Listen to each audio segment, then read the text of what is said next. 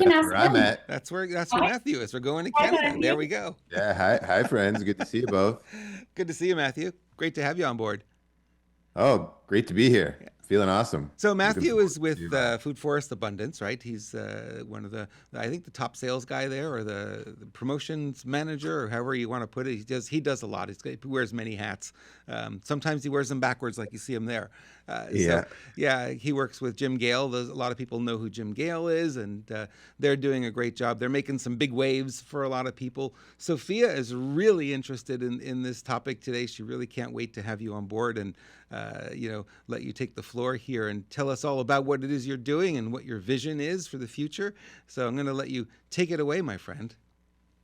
Well, thank you, Robert. Thank you, Sophia. Really appreciate you guys bringing me on here this evening. It's an extreme pleasure to be able to join you on your show. And yes, I am with Food Forest Abundance and the Freedom Farm Academy. And what we're doing, and I'm extremely grateful to be a part of this, is really working to build out a decentralized yet localized food supply without the poisons that are currently in our system of food production, and really get this back to producing on the local level by mimicking nature, working in harmony with nature, and doing it in a way that's good for everybody and really capitalizes on the abundance that nature already provides for all of us. Jim has an excellent statement. I don't know if he's actually the first one to say it or if he heard it somewhere, but I love it, so I'm going to say it too. You can count the seeds in an apple, but you cannot count the number of apples in a seed. And nature has a funny way of working like that, except unfortunately for our society over the past few centuries, we've really been focused on this industrialized farming system that has done a lot of damage overall, because when you actually sit back and think about how that system operates, they're fighting nature at every turn. And that's the same with most people in their backyard garden. They set it up in a scenario where their soil is exposed. They've got these monoculture rows or systems of food production. And when you think about the industrial farm, for example, if you have all of the same crop and one of them gets sick, it's no wonder it's able to move throughout that whole crop and cause severe damage. But when you work with the permaculture food forest and you mimic nature and you look at nature just in general, you don't see one species of plant and that's all in a certain area.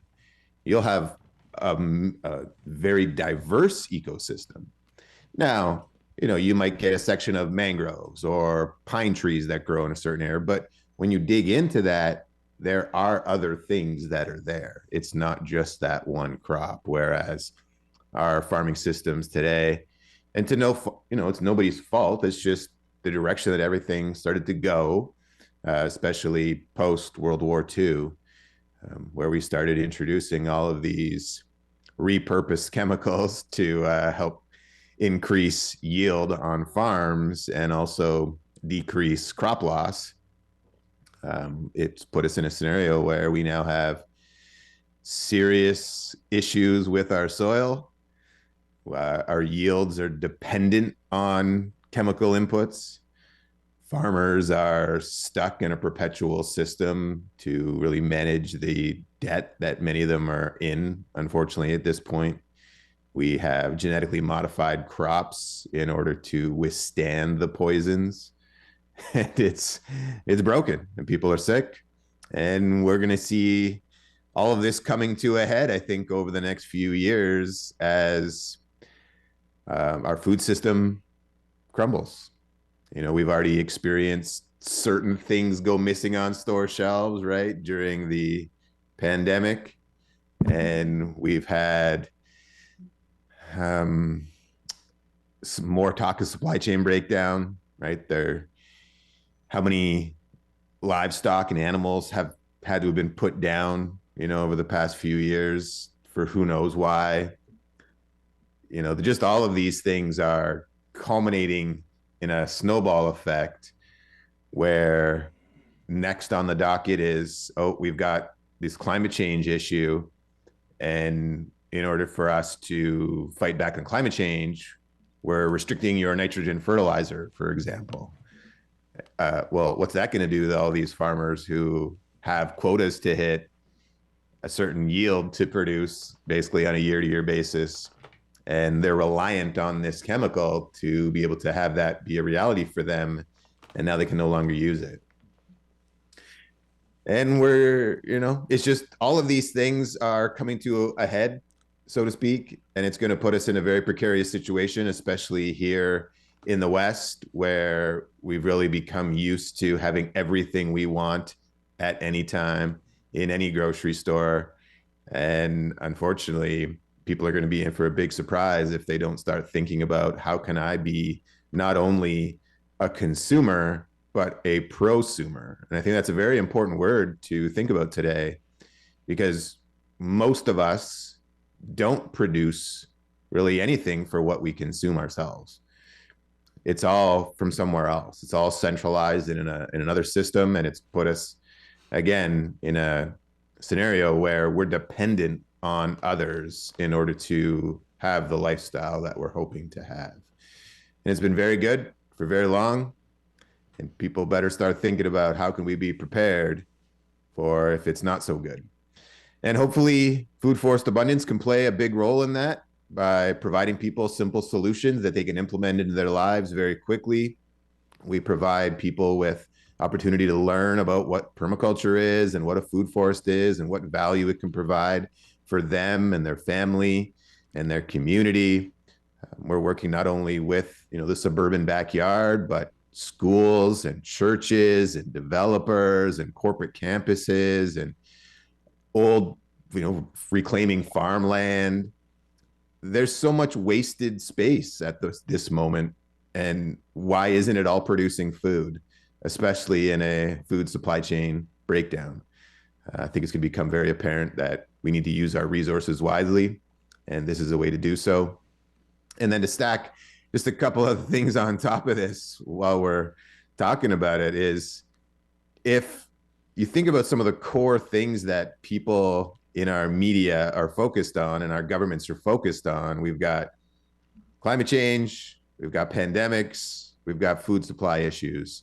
All three of those things can be positively impacted by just helping more people grow food, working with nature, right? If we realize that pandemics have everything to do with an unhealthy population, and to speak to that, you can look at the United States of America, who's got roughly, it's a very small percentage of the world population lives in the United States, yet you had a quarter of the deaths in the world.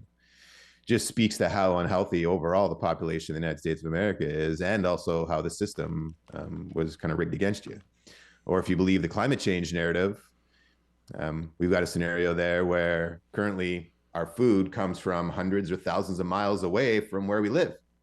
Well, if we're trying to mitigate the impact on the climate because of the fossil fuels that we're burning, wouldn't it make sense if Mr. City official or government official or governor or whatever started saying, well, let's encourage our people to grow food and produce as much as we can right around us, so we can reduce the exhaust and the exporting of the food, or the importing of the food, I guess. And then at the same time, it carbon offsets, right? It sequesters carbon by putting plants and trees and things into the ground. And, with all of these things that are going on here, this solution really is a solution to three of the biggest talking points in our media today. So our question is, how do we get more people talking about a real simple solution that everybody can take action on? And the fascinating thing is, in time, the costs of all this stuff can be almost driven to near zero, right? If we go back to the statement I made earlier about you can count the number of seeds in an apple, but not the number of apples in a seed. Well, right there, that abundance is now being able to pass to everybody around. You can start unifying community around doing installation, all that kind of stuff. So you can drive the cost of food production systems down significantly.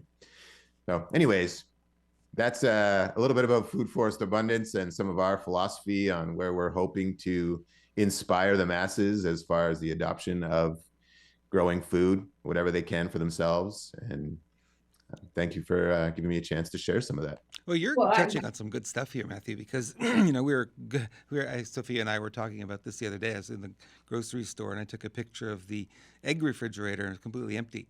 And everyone's freaking out now. It's like, there are no eggs, there are no eggs, there are no eggs. And everyone in our community who has little farms and they have chickens in the backyard, they're like, no problem, got it handled. It's one example of what you're talking about, isn't it?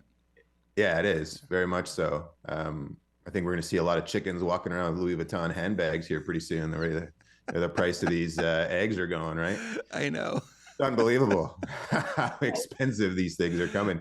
And we had no experience with chickens in the past. My wife and I now have 6 hens, and they're laying a ton of eggs.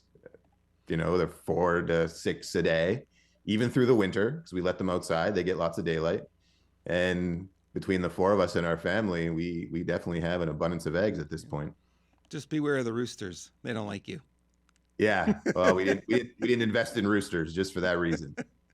I was coming when I was coming from Germany to the United States. I wasn't thinking a lot about what would the differences be. I'm American, left America when I was 9, came back last year in August.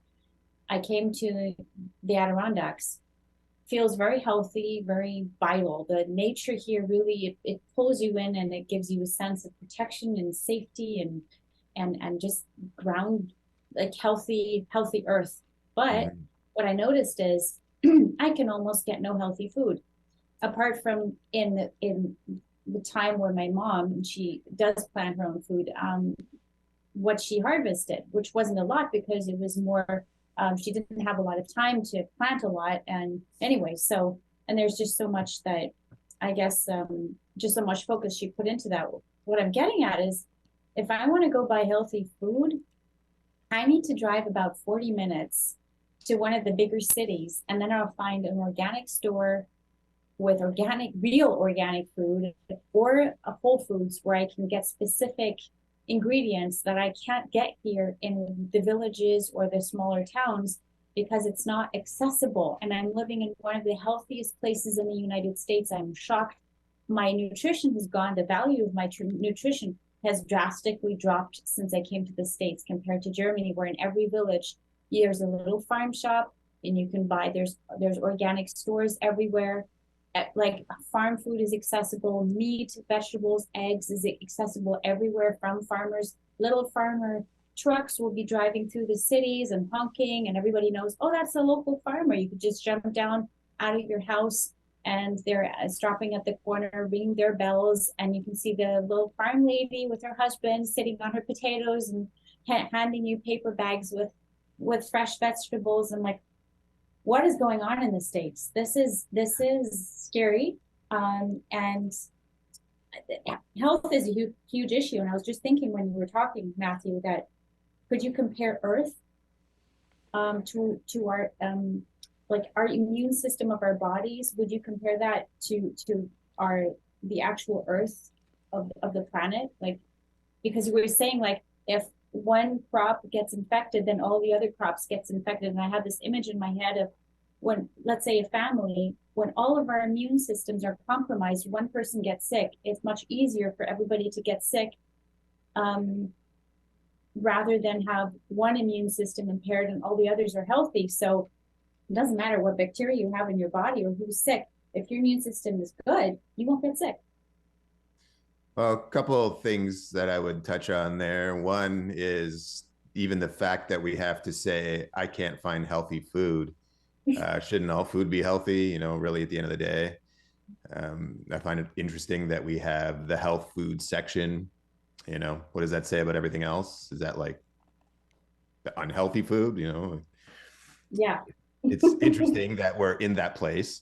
One. Two is, yeah, absolutely. The the soil health has been drastically impacted. And what many people think is that we grow plants, right? I water my plants, I fertilize my plants. But what I've come to realize, and this is just my own journey in education, is it's actually the soil. We feed the soil, we water the soil, we feed the microbiome in that soil. And the more diverse that microbiome is in the soil, the healthier that microbiome is, the healthier your plants are, the more resilient your plants are, the more nutrient dense your plants are, which translates into more nutrient density in the food. So when you think about, if you've ever tilled soil before, dug a hole and flipped over that earth, what you notice very quickly is it dries out and it almost forms like a scab on it, right? As it gets that crust. Well, if you think about droughts and flooding, and you think about the earth with the scabs on it, well, the soil is not, when water falls in it, it's got something that's not permeable. So what happens there? Well, that water, instead of getting into the soil where it fell and then being a part of that system, right, where the water falls, it actually evaporates, and then you get the water cycle there. It's not happening in that way because it's not healthy soil. So the water is running away, bringing more nutrients with it, depleting the soil even further, therefore creating more cycles of drought, flooding, right? So if we can change our focus to helping rebuild soil health with there's a few simple things that can come along to do so. One is feeding it organic matter, keeping it covered and protecting it in that way. But as we do that, that will have major impact on many of the things that we're currently experiencing because of the damage humans have done to our environment. And the climate always changes. The earth is going to be here regardless of the dumb things that we do, right? So if anything, we should be afraid of the dumb stuff that we do, which is actually more than likely going to hurt humanity less than it's going to hurt Mother Earth overall, right? It will fix itself. It'll rebalance itself out. But we can do a lot of things now because we actually are intelligent. And if we do work with nature and we do embrace the things that I think the Creator intended for us to be able to do, that I think we were created as the stewards of nature, right? We were the ones that can have the ability to nurture it and help it provide for us and life in general, that we're in a very simple way that we can change a lot of these issues that are currently facing us today. But if we choose to ignore it, obviously some controllers have some different ideas on where they want to take all of this. So we'll see how this all turns out. Well, it's very easy actually to be introduced to what, like food forest abundance. I had shared that on Telegram in our channel, right? I mean, for anybody who's watching, who's interested in how can I start this journey, it's very easy to contact you and to start this journey and to go into a conversation with you to figure out, like, is this for me? Do I have enough land? What would be the next steps? Is this too complicated, right? The onboarding is let's say the connection to you is very easy. You make it very easy for people to be introduced. Yes. Yes, our intention is to provide simple solutions for people so they can start exactly where they're at. We don't have to do anything complicated. The first and simplest thing we do is offer people a free 30-minute strategy session with the permaculture designer. So they get to sit down with somebody, typically in this scenario, over the computer, and go through a strategy for their own property that can help them get started. And, helping them understand the difference between what we're talking about with a permaculture food forest, which, by the way, permaculture means permanent culture or permanent agriculture. And with permaculture, we use perennial plants, things that come back year over year. But because there's the default programming around the traditional annual garden kind of mindset, we have to do a little bit of, helping people see the difference and understand those differences and how what it is we're talking about can really be a big difference maker for them. Because when you think about the annual garden, the response is typically the same. I've tried that before. I worked hard. I didn't get a big yield.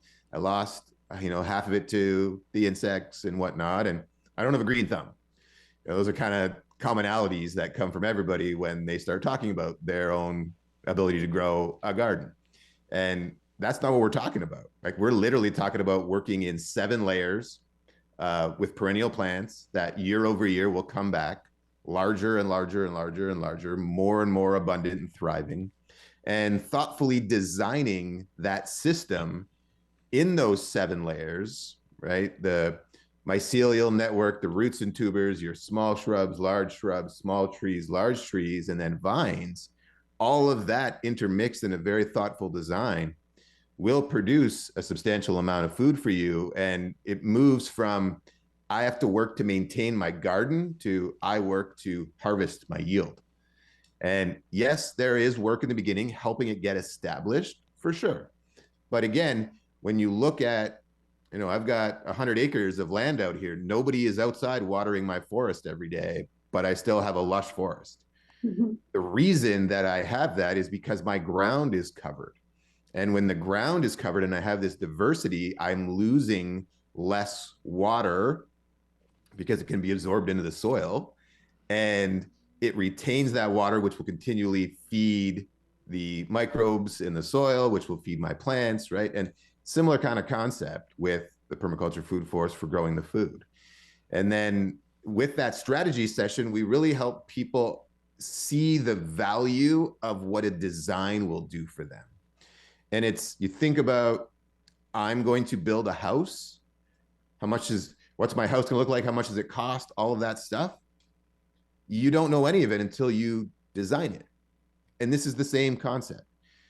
We have to get a design done first, and then from there, we can build out and make that thing come to life on your property. And whether somebody does that with us, or they do that with another company, or they learn how to do it themselves, our intention is to inspire them to take some action on growing their own food, and having them really understand why that design piece is so critical to almost like compressing the time it will take them to be successful, which really ties in well to your show and finding your mentor, because that's what mentorship does. It compresses time, right? It saves you the problems that you could experience. You get to work with someone who's been through those things, knows how to navigate those challenges effectively, shortens your timeline to learning, and helps you be successful that much faster when you put those things into practice. Same concept. Okay.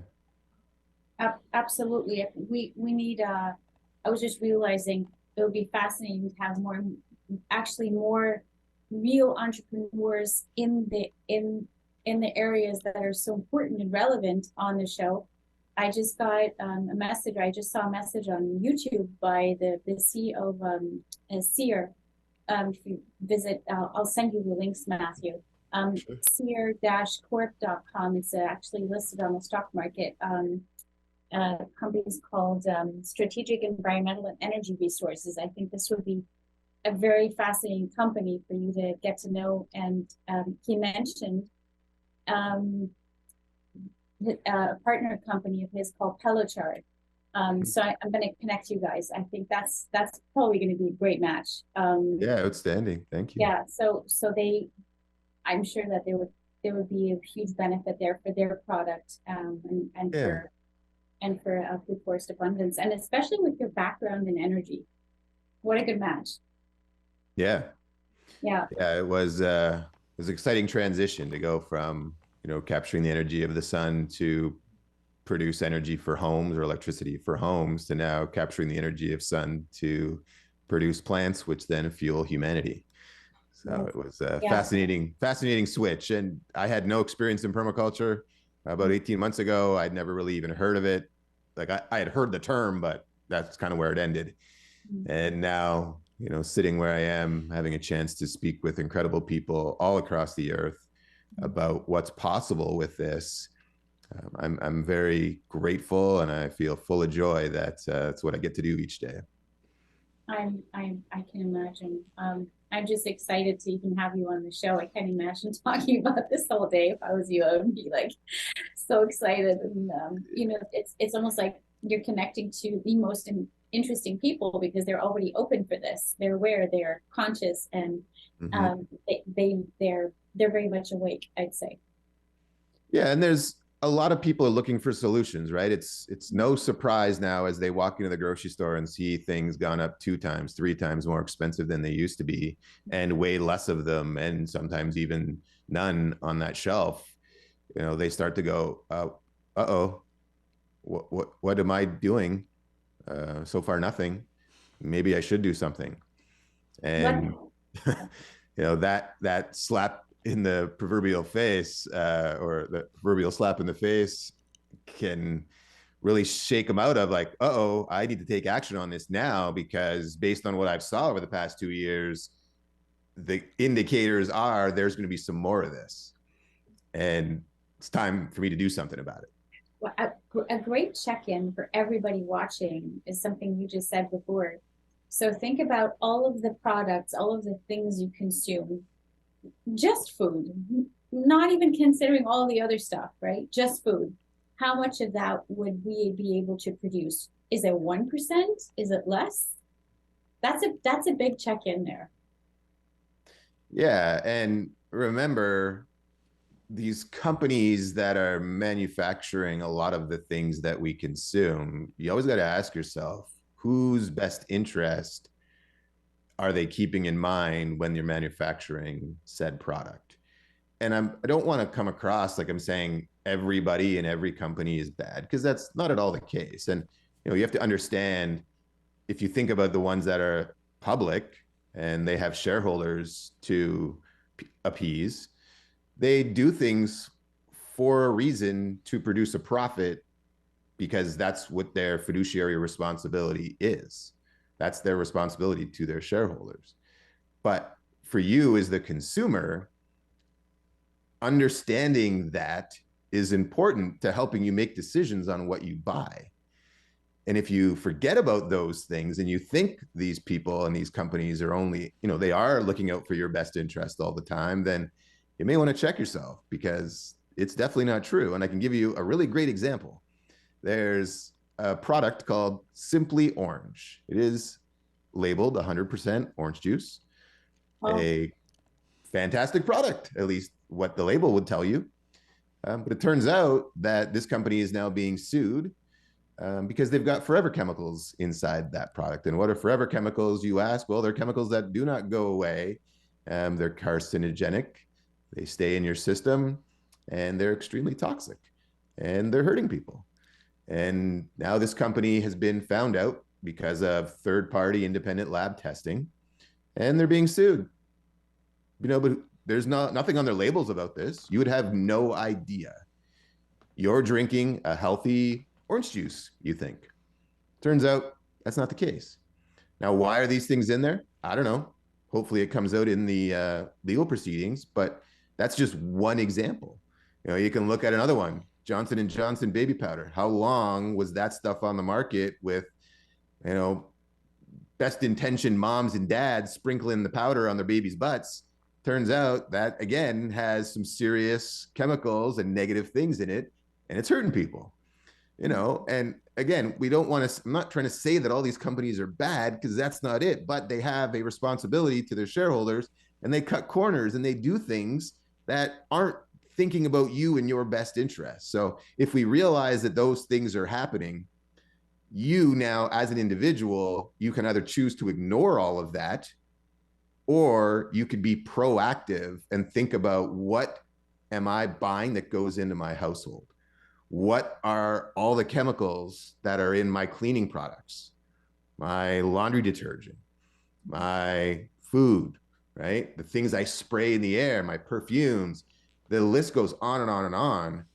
And it's rather daunting when you truly think about it, but there are thousands and thousands of chemicals that they can hide inside these ingredients that they can get really, really cheap. And they can do certain things with labeling to allow them to be in there. And who pays for it in the end? Well, cancer is expensive, in case you didn't know.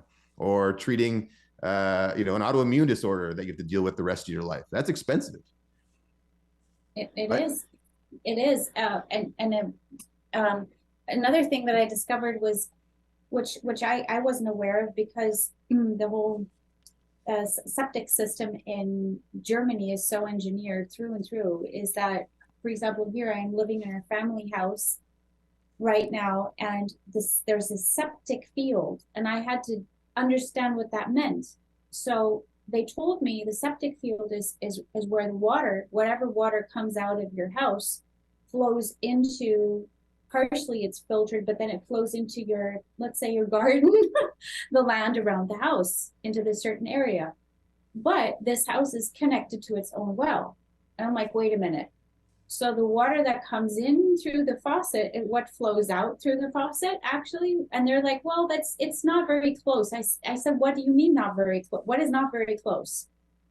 And he's like, well, I don't think it really has an influence, but nobody could really tell me that. And I'm like, I'm thinking about all of the things that are in this household that are being used and are toxic. And I'm like, this is insane. And when you think about it, it's just normal detergent that we use, and we're not, we're shifting everything, but we're not drinking the water anymore at this point. We get well water somewhere else where there's nothing around, but it's very, I think there's a lot that America still has to learn about itself. And I think that it's so sad, because we're at a point where America is very young compared to Europe. You cannot compare it to Europe. It hasn't had that time to evolve yet it's more innovative than any country I've experienced in Europe. There are things here that make America so unique and so fascinating.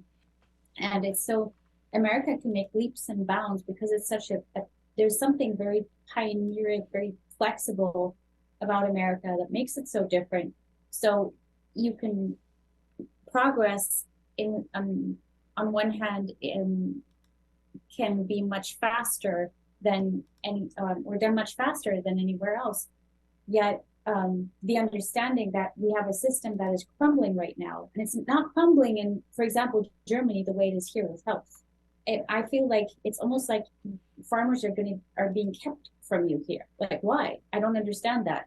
I don't feel the same thing. They have issues in Europe, but they're not being held from you the same way they are here. So it's almost like America has this huge potential to move forward and make a huge quantum leap, yet we're starting from a point that is much more severe in how far it's developed with the food complex. The orange juice you just mentioned, I have in my refrigerator downstairs. I'm like, I'm gonna go downstairs right now and throw it away. Yeah, take a look at the lawsuit. I saw the post on your Facebook profile. I'm like, wow. And I have cranberry juice and I have orange juice from them because it tastes great. Then I saw something on it today. I was researching. I said, it says it's actually made from non-orange juice. And I'm like, what does that even mean? I never looked at it. And it says healthy and organic on it or something. I'm like, that's an oxymoron. I fell for it. Yeah. But yeah, anyways. A lot of people do. I think that we could probably all go on talking about this for hours. I'm really grateful that you could come on today. And the most important thing for me in everybody listening is how easy it is to start growing your own food, and that there are experts like you, Matthew, that can take you by the hand and your company and show you how to do it. And it doesn't matter where you live in the world, you can contact Food Forest Abundance and Matthew and anybody in Food Forest Abundance and figure out what's the next best step for you to learn how to take back your power, take a hold of your food situation. We are not powerless. The opposite. We have it all in our hands. We just need to take that power back. Yes. And I just want to say that, you use the word easy, and I'll change the word just slightly. It's simple. It's simple. It still takes some work, but so does caring for your lawn, right? So a lot of people care for this lawn to make sure it's nice and green and keep up with the Joneses, and they spray all this stuff on it and cut it and invest this time doing it. And the food forest is less work than that. It is something simple that once it gets set up, we let nature do what it's intended to do. We're not trying to control it or fight it or manipulate it, change it. We let it do its thing. We provide it with a good base, meaning we work on the soil, rebuilding soil, and stay conscious of that. We work with diversity and really embrace all of those things. And then, like I said, let nature do what it's supposed to do so that we can go on and get great food production from our own properties, and then ideally start inspiring other people around you to do the same. And I'd like to have people think about this too, because if you're thinking about food security for yourself, well, if you're the only one with food production, you ain't got food security. Just so you know, if shit does hit the proverbial fan, and you don't have other food producers around you, you become the target for food. So a good thing to do, start growing food for yourself, and then work on inspiring those around you to also take some of those simple actions and help them get growing too. So you can really create an environment of true food security. Yeah, community gardens are actually pretty big here. But it's because there are a lot of poor people, and that's the actual reason. It's less because they're bored. There really is an issue here with food costs that are through the roof, and a lot of people that live here really are not very well off. There's a huge gap between rich and poor here. So it's become a wonderful thing, actually. My mom, I think she leads 2 community gardens, and it's amazing. The potatoes are delicious anyways. Yes. Yeah, you can grow so much incredible food. As we've mentioned, nature is abundant. A lot of what most people do, and again, nothing wrong with it, it's just understanding the differences. Most people grow annual crop, but that takes, I have to replant year over year, right? And what we're talking about is leveraging the plants that you plant them once, they keep coming back, and they get bigger and bigger and bigger, more abundant year over year. That's our major difference. Now, we will still incorporate annual production, especially in the beginning, to help increase yield. But in time, there's a major shift in what the attention is put on, and that is the perennial crops, because that's where your abundance comes from. Thank you, Matthew. Thank you. Very happy to be here. I was excited about this, and I'm very, very pleased for the 2 of you to have this up and off the ground and starting to roll, inspiring people, helping people with mentorship and everything that's possible because of it. We got Bree Faith in the chat room asking, Matthew, do you address invasive grasses and pests like voles? I guess maybe voles or moles? Yes. So again, a lot of the things that from a permaculture philosophy standpoint, the problems are the solution. Now, just to be completely clear, I'm not a permaculture designer. That isn't what I do within the company. I have a good grasp on the high level concepts, but as far as the specifics around managing certain things, I can tell you that in permaculture, we take those things as opportunities for looking for a solution. So one example, and if anybody has ever watched the show, it's called The Biggest Little Farm. It's on Netflix, and they take this massive piece of property, 200 and something acres, and they turn it into this massive, beautiful permaculture food forest. And as they're going through the timelines there, they experience all kinds of different challenges along the way. But one of the big things they come up with, which was fascinating, is they end up with a massive snail problem. Snails everywhere, millions of them. And they can't figure out, how do we manage this snail issue? Because now their system is out of balance, right? That's what's really going on there, is you have an imbalance in your system. And what they figure out is that they don't have enough ducks. So what do? They go get them ducks, because the ducks eat the snails. So in this question around the voles, it would be something similar. Now, if you're in a city, maybe you're not able to have coyotes come and dig those up and eat them. But in their scenario, in the Biggest Little Farm, they did have a mole issue or gophers. And the coyotes at first were going after the chickens, but then they actually rebalanced their system, stopped the coyotes from getting the chickens, and the coyotes ended up handling the gophers and handling the moles. So it was, again, a scenario where they let nature do what it was supposed to do, which helped rebalance the whole system out. This would be something similar, but you can also design in, if you know you have a certain deer issue or voles or whatever, you can, if you know about that ahead of time, when the person is doing the design and you bring that up to the designer, they can implement strategies to help with that stuff. So the answer is yes. Specific answer on what do you do in this scenario, I can say I don't know. But you have experts that do. Yes, we have experts that do. Yeah. And that is the most important piece. Yeah. Awesome. I love it. Robert, do you have any questions? No, I think I'm just sitting here taking notes like everyone else, and I want to thank Matthew. Foodforestabundance.com is where you'll find more information. They have a lot of stuff on their website, videos. Jim Gale's doing a lot of videos on his property, so you get to see it kind of in real time, see what he's up to. And if you want to talk to somebody, Matthew is a great person to talk to. Matthew, they can reach you, right, when they call that toll-free number on your website? Yeah, absolutely. And I'm happy to give my email address here as well. If Sure. somebody wants to send me an email, it's Matthew, MATTHEW @foodforestabundance.com. Matthew at foodforestabundance.com. Happy to have you reach out that way. And if I can give one more shameless plug, if anybody loves what we're doing and would love to be a part of demonstrating this to other people, we do have a new layer to our business model called the Freedom Farm Academy.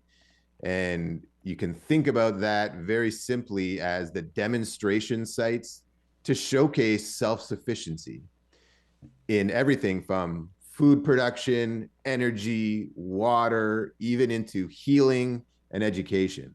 These locations are designed to be able to give a person the experience, walk through that location and see all the things that are possible, so that they can really now change their paradigm from self-sufficient means off-grid cabin in the bush with really nothing, no luxuries, to today, that's not the truth.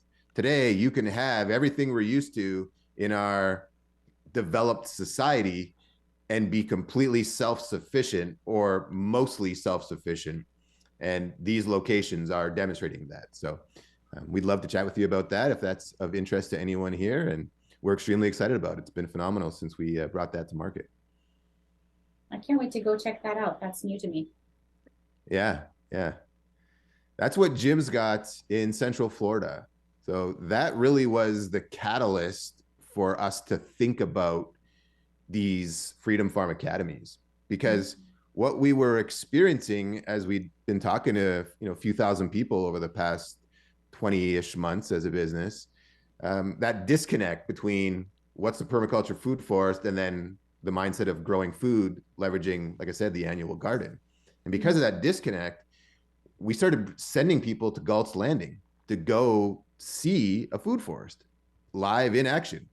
And every time we sent somebody there, the feedback was, I get it now. The energy is amazing. The food's amazing. I want this for my own property. So it made us say, we need more demonstration sites so people can experience it.